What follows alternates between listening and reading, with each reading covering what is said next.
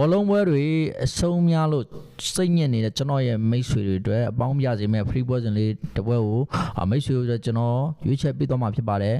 ဒီနေ့ညမှာတောက်ကြနေဖြစ်တာနဲ့ညီဘောလုံးပွဲစဉ်တစ်ပွဲစီရဲ့ဒီပွဲစဉ်လေးကတော့ Manchester United နဲ့ Newcastle တို့ပွဲစဉ်လေးဖြစ်တယ်ဒီပွဲစဉ်မှာဆိုရင်နှစ်ချက်ကွက်ထုတ်လို့ရတာပေါ့နော်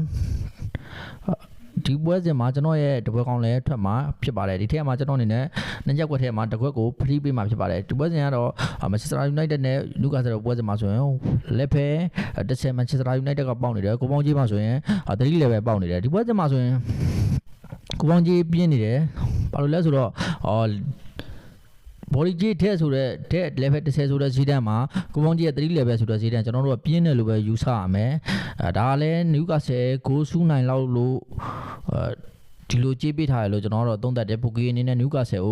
ကိုစူးနိုင်မယ်လို့ထင်လို့ဒီကြေးပေးထားလို့ထင်တယ် Manchester United ကနောက်ဆုံးအိမ်ကွင်း3ပွဲဆက်နိုင်ပွဲပြောက်ဆုံးထားတယ်နောက်ဆုံးပွဲမှာဆိုရင်ဘုံမောက်ကိုတေးကြထားတယ်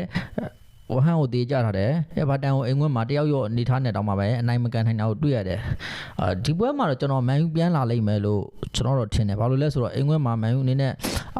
တော်တော်လေးကြီးကြခဲ့ပြီဒီပွဲစဉ်မှာဆိုရင်ဥရောပဝင်ခွင့်ကိုတနေရာအတွက်အနိုင်ရလက်ရရှိအောင်စွမ်းဆောင်ပြနိုင်လိမ့်မယ်လို့ထင်တယ်ဘာလို့လဲဆိုတော့ Newcastle လည်းအဝေးကွင်းဆိုရင်ခန်းစစ်တော်တော်လေးပေါက်တဲ့အသင်းဖြစ်တယ်ဒါကြောင့်မို့ကျွန်တော်တို့ Manchester United အနေနဲ့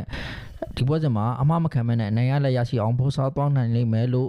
သုံးသပ်ပေးကြပါတယ်ကြိုက်တူတဲ့ကျွန်တော်ရဲ့မိတ်ဆွေလည်းလိုက်ဆော်လို့ရပါတယ်အားလုံးပဲကိုယ့်လက်ပါကောင်းကြပါစေ